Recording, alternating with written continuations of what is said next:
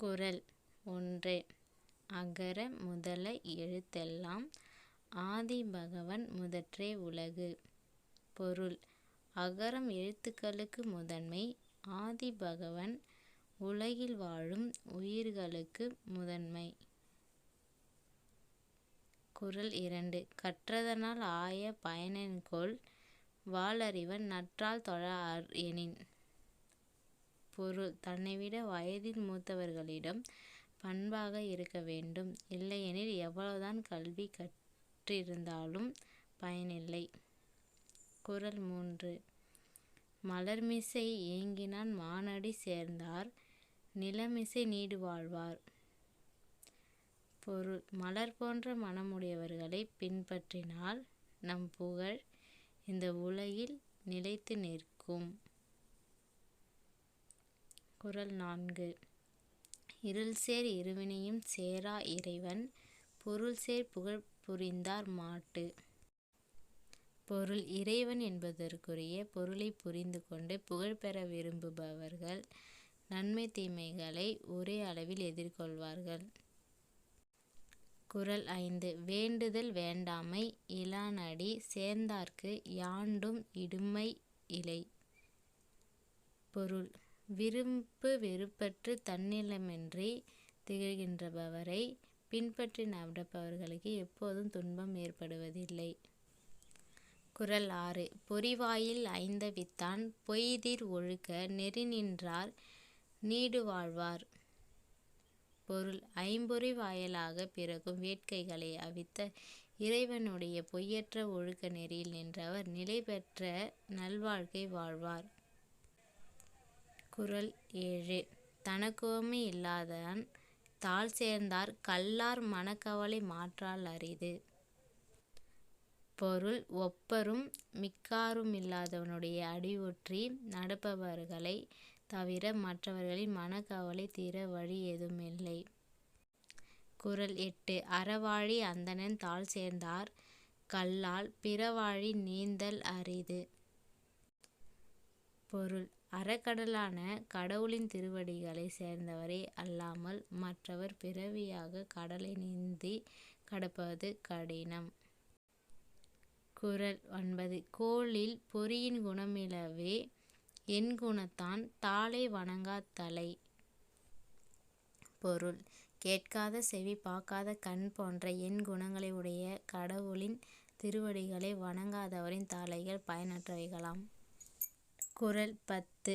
பிறவி பெருங்கடல் நீந்துவார் நீந்தார் இறைவன் அடி சேராதார். பொருள்: இறைவனுடைய திருவடிகளை பொருந்தி நினைக்கின்றவர் பிறவியாகிய பெரிய கடலை கடக்க முடியும், மற்றவர் கடக்க முடியாது. வான் சிறப்பு. குறள் 11. வானின்று உலகம் வழங்கி வருதலால் தான் அமிர்தம் என்றுணரப் பாற்று. பொருள்: வெட்ட வெளியில் இருந்து பூமி தோன்றியதால் அதுவும் அழிவில்லாதது என்று உணரப்படும். குறள் 12. துப்பார்க்கு துப்பாய துப்பாக்கி துப்பார்க்கு துப்பாய தூமழை. பொருள்: துப்பாதவர்க்கு துப்பும் பொருளையும் உருவாக்கி துப்புவது போல் தூவுவதே மழை.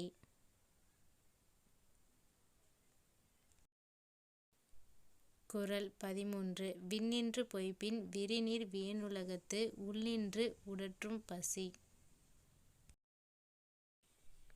பொருள்: நீரால் நிறைந்த இந்த உலகத்தில் விண்ணில் இருந்து வரும் நீர் பொய்த்தால் உள்ளிருந்து வாட்டும் பசி. குறள் 14. ஏரின் உழாஅர் உழவர் புயல் என்னும் வாரி வளங்குன்றிக் கால். பொருள்: புயல் என்று அழிக்கும் வெள்ளப்பெருக்கு தனது தன்மையை இழந்தால் உழவர்கள் உழுவதை நிறுத்துவார்கள்.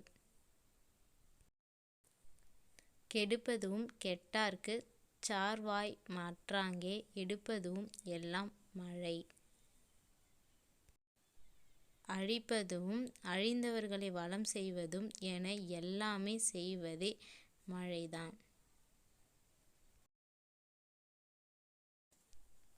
குறள் 16. விசும்பின் துளிவீழின் அல்லால் மற்றாங்கே பசும்புல் தலைகாண்பரிது. பொருள் சிறு துளியாக மழை இல்லாமல் போனால் புல்லும் முளைக்காமல் போகும். குறள் 17 நெடுங்கடலும் தண்ணீர்மை குன்றும் தடிந்தெழிலே தான் நல்காதாகி விடின். பொருள் பெரிய கடலும் தனது நீர்மையை இழக்கும் தனது நீரை தரவில்லை என்றால்.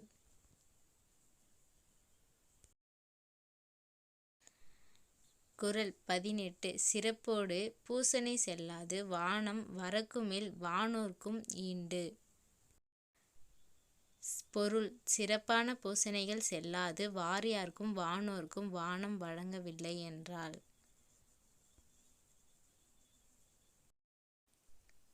குறள் 19 தானம் தவம் இரண்டும் தங்காவியன் உலகம் வானம் வழங்காதெனின்.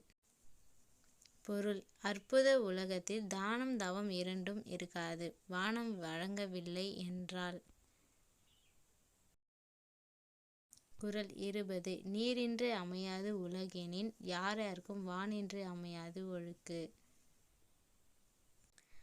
பொருள் நீர் இல்லை என்றால் உலகம் இல்லை யார்க்கும் வான் இல்லையேல் ஒழுக்கம் இல்லை.